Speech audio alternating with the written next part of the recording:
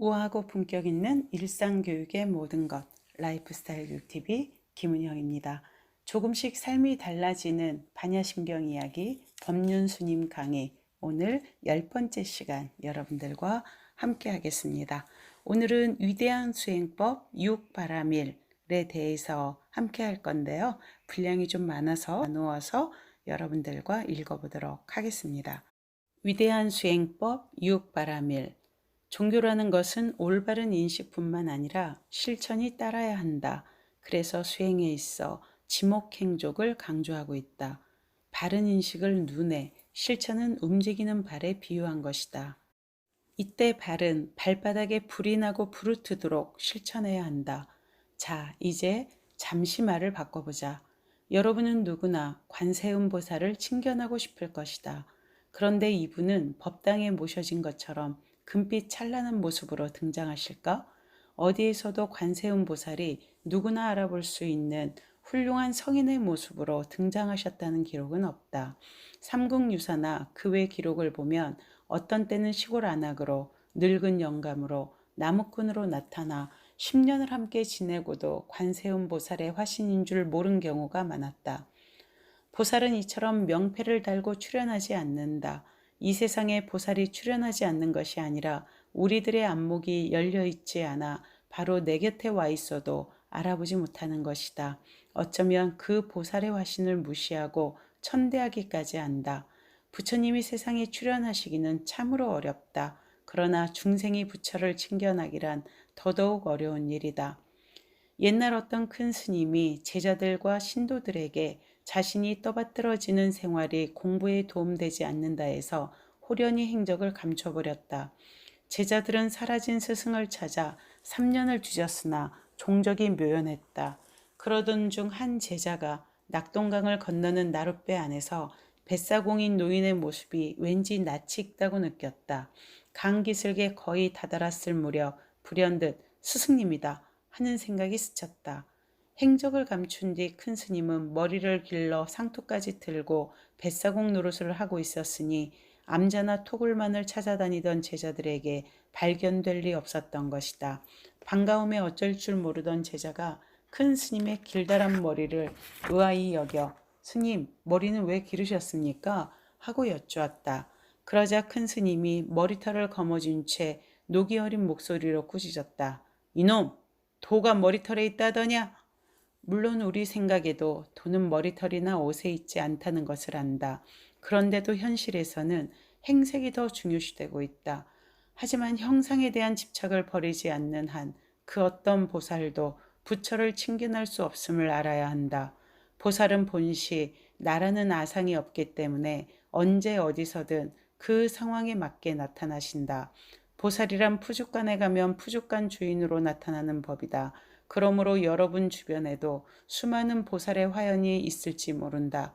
나의 아내나 남편이 혹은 말썽만 피우는 자식이 바로 보살일 수도 있다. 이 말씀이 정말 맞는 것 같아요. 아이를 키우면서 비로소 제가 배우게 되었던 것들, 저는 애간장이 녹는다는 말을 아이 태어나고 한 달 만에 정말 절실히 느꼈던 것 같아요. 아이가 좀 아팠었거든요. 그리고 부모님이 나이 드시면서 또 드는 그러한 안타까운 마음들, 그리고 형제, 자매들의 이러한 인생의 굴절들, 이런 것들을 같이 겪으면서 저 또한 함께 성장하고 배워나가고 있다는 것을 좀 절실히 느끼는 것 같습니다. 그래서 그동안은 원망도 많고 이러한 생각들이 많았는데 이제는 그들이 내게 온 보살님이자 부처님이구나. 특히 자녀들이야말로 부처님과 같은 선지식인 것 같습니다. 애들의 삶의 과정을 통해서 부모들도 함께 알아내고 또 함께 기뻐하고 함께 성숙해져 가는 부분들이 많잖아요. 그런 생각을 하게 되는데 지금 말씀하신 스님의 말씀이 100번 맞는 말씀이신 것 같습니다. 이제 행심반야 바라밀다를 보자. 행은 실천하다는 뜻으로서 보살행을 행할 때 지목행종, 지행합일의 의미가 강조된다. 즉 아는 것이 행하는 것과 일치해야 한다.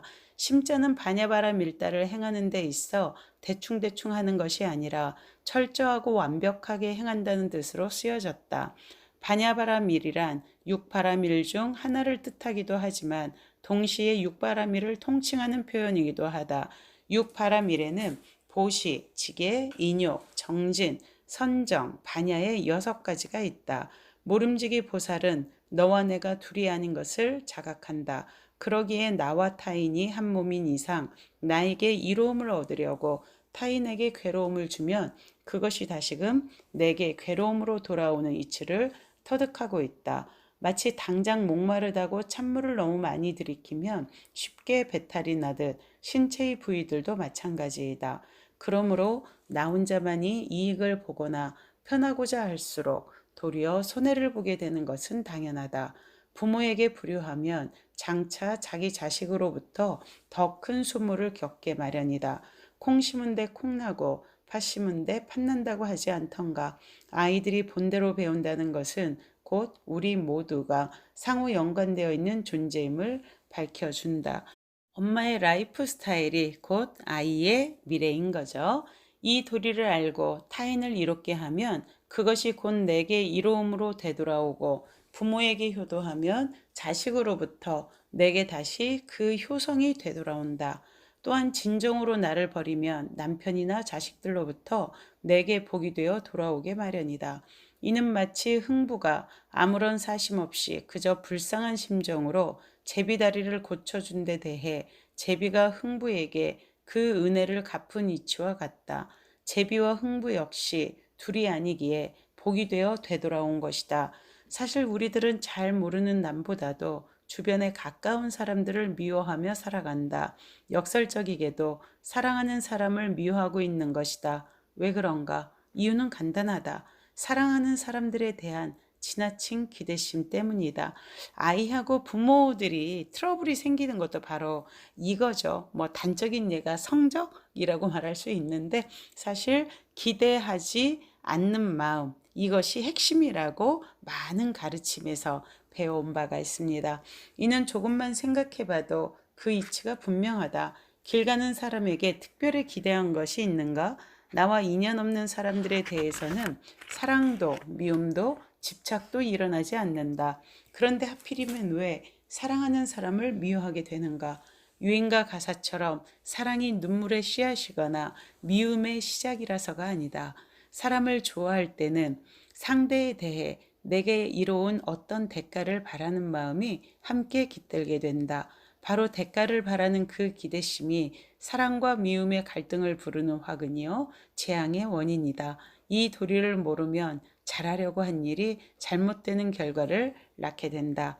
그래서 현대인의 마음은 그 어느 때보다 나는 잘한다고 했는데 왜 잘못되느냐 하는 원망의 마음이 가득 차 있다.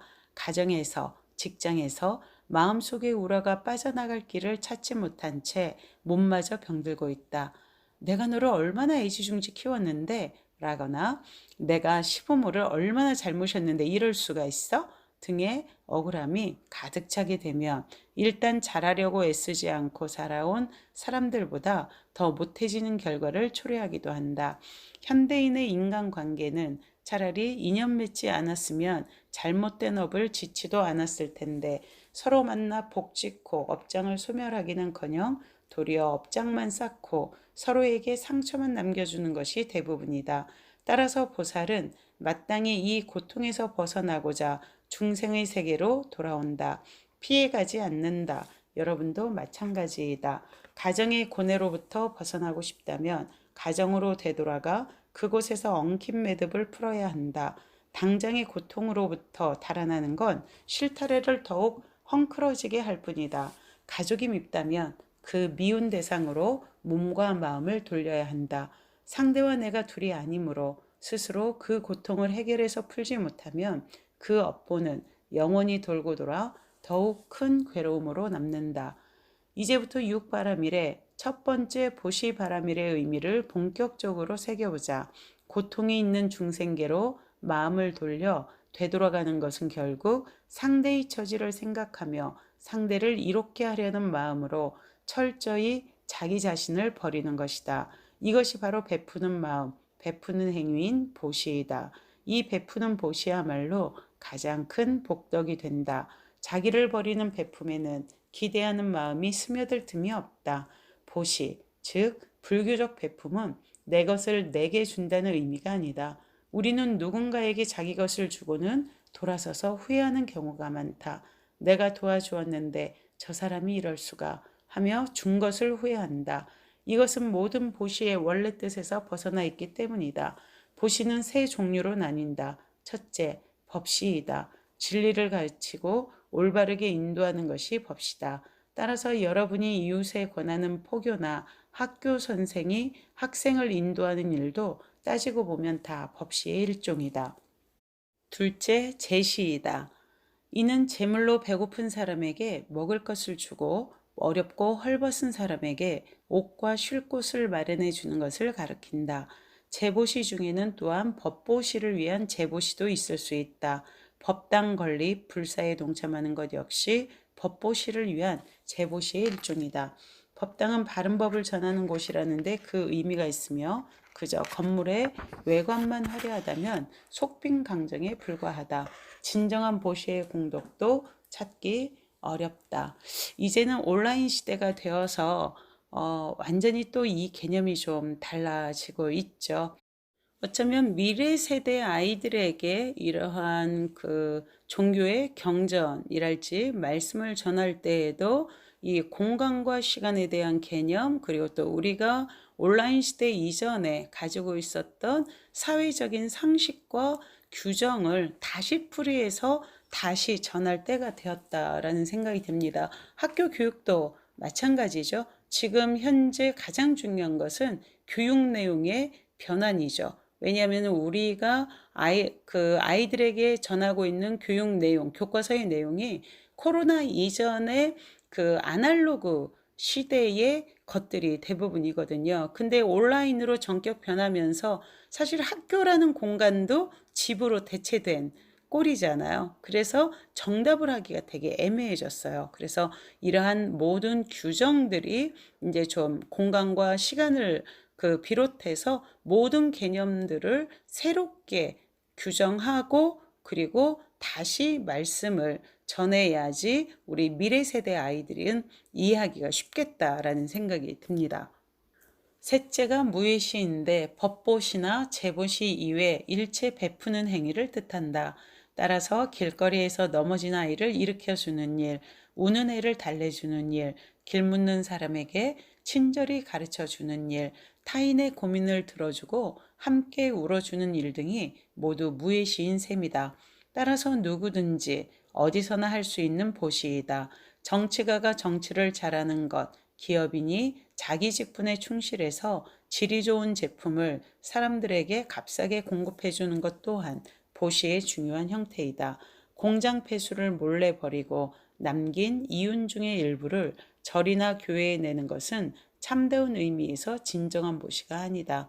또한 이러한 바람직하지 못한 폐품이나 보시를 공덕이 된다는 데만 집착해서 베풀게 되면 도리어 화를 불러들인다. 마치 부동산 투기나 즉석복권에서 어떤 대가를 노리는 사행심과 다를 바 없다. 본래 보시란 기대하는 마음 없이 베풀어야 한다. 금강경의 무주상 보시란 베푸는 모양새만 흉내내는 중생들에게 진정한 보시의 의미를 일깨우는 표현이다. 참다운 보시란 상에 머무르지 않고 기대심이나 보상심리 없이 베풀 때 진정한 공덕이 된다. 그렇다고 보시와 무주상 보시가 서로 뜻이 다른 것은 아니다. 보시를 껍데기만 본받아 원래 뜻과는 달리 욕심을 갖고 보시하는 사람들을 일깨우기 위한 것일 뿐이다. 따라서 여러분은 이제부터라도 바른 보시를 행하면 된다.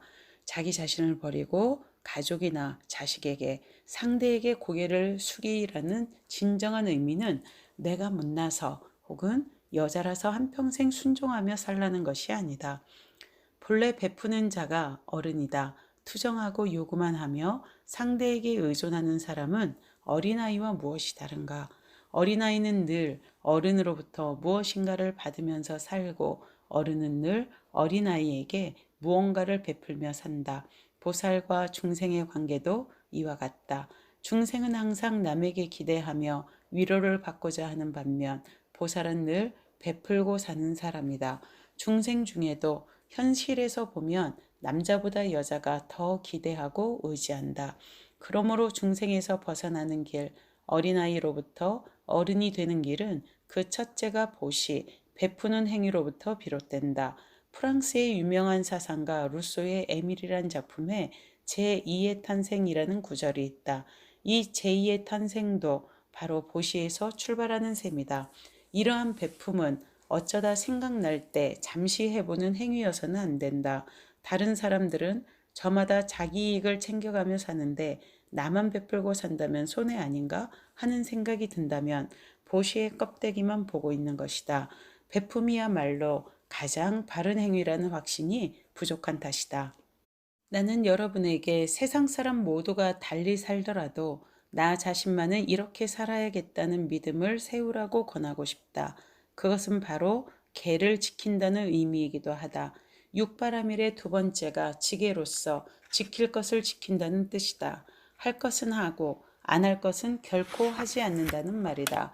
불교에서 생명을 존중하고 남의 물건과 인격을 존중하며 오직 진실한 말을 하고 바른 문화생활, 바른 사상을 갖는 것을 오계라고 하는데 물론 이것만을 지킨다고 되는 것은 아니다.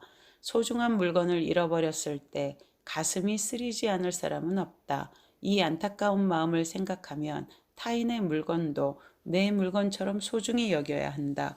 이처럼 주지 않는 물건을 갖지 않으며 재물에 대해 헛되이 욕심을 내지 않는 것이 바로 나의 공덕이요. 이것은 남까지 이롭게 한다. 이러한 바른 삶의 길이 지게이다. 퇴근 후에 쓸데없이 돌아다니다 밤늦게 집에 가기보다는 제 시간에 맞추어서 가족과 함께 저녁을 하는 것, 이것이 남편이 지켜야 할 도리이며 이 도리를 다하는 것이 지게인 셈이다. 가령 술에 만취한 채 밤늦게 귀가해서 부인과 싸움질을 일삼는다면 그가 비록 5개 중에 불살생 개를 지킨다고 잡아놓은 쥐를 풀어준다 할지라도 그것은 계율을 지키는 삶이라고 할 수 없다. 부인의 경우도 마찬가지다. 자기 도리를 다하는 것이 지게다. 또한 공중도덕을 지키는 행위 역시 지게에 속한다. 현대는 지게가 도처에서 무너져 있다. 자동차로 앞뒤가 꽉 들어찬 거리를 지나갈 때면 더욱더 실감날 것이다. 질서나 남의 안전을 돌아볼 겨를도 없이 나를 앞세우기 일쑤이다. 잠시 욕심을 버리고 바른 마음을 냈다가도 어느새 또 그릇된 마음으로 기울어지기 쉽다. 갈수록 사회 저변층으로 확대되어가는 마약 중독의 실상도 더 이상 강 건너 불구경이 아니다. 만일 수십 년 이내에 사회의 부패가 더욱 극심해져 마약 중독자가 길거리에 넘친다고 생각해보라. 19세기 중반 중국의 아편 전쟁이 남의 일이 아닐 수도 있는 것이다. 아편이나 히로뽕이란 비록 밀양이라 할지라도 주사로든 담배로 피우게 되면 일시적으로 병을 낫게 하고 우울했던 기분을 날아갈 듯 즐겁게 만들어주는 각성제이다. 요새는 날씬해지고 싶은 여성들에게 살 빼는 비방으로 유혹되기도 하고 있다. 이것은 한 번 맞으면 계속 맞게 되는 중독성이 있는 데다 맞으면 맞을수록 육신은 점점 피폐해져 끝내는 죽음으로 내몰기 때문에 마약이라 하는 것이다. 요즘 중국이 이 인터넷 게임을 디지털 LSD, 마약이라고 부르고 있는데 사실 이 뇌과학적으로 그 차이가 많이 나지를 않습니다. 우리가 깨어 있어야 될 부분이기도 하죠. 결국 세상 사람이 너나 없이 마약을 좋아한다 해도 그것은 끊어야 하고 하지 말아야 할 일이다. 그러나 일반인보다 마약 중독자가 적을 때는 별 문제가 안 되지만 마약 중독자가 더 많다면 문제는 달라진다. 오늘 육바라밀 앞쪽 읽으면서 다시 생각하게 되는 게 이게 통찰이라는 것이 얼마나 어마어마한 지혜인가. 우리가 선지식들에게 배워야 하는 이유가 바로 이런 때문 아닌가. 지금 현대가 가지고 있는 문제점들이 이미 부처님이 말씀하신 이 육바라밀 속에서도 다 반복되어서 나타나고 있는 것이죠. 어찌 보면 인간들의 보편적인 그러한 문제점들을, 삶의 문제점들을 이미 통찰하셨고, 다양한 형태로 나타나는 그때그때 문제들에 대해서 새로운 답을 내주신 것이 팔만대장경 안에 다 들어있는 것이 아닌가라는 생각이 듭니다. 오늘 다시 또 이렇게 반야심경 6바라밀 부분 읽고 나니까 우리가 이 시대에 아이들에게 전해야 될 그야말로 삶의 도리들이 무엇인가, 또 이것을 부처님의 말씀에 비추어서 다시 한번 정리해 보는 것도 참 의미 있는 일이겠구나라는 생각이 듭니다. 여러분, 오늘도 유익하셨나요? 가을바람이 진짜 소슬하게 불어오고 있네요. 오늘도 여러분들 행복한 시간 보내시고요. 오늘 또 함께 해주셔서 정말 깊이 감사드립니다.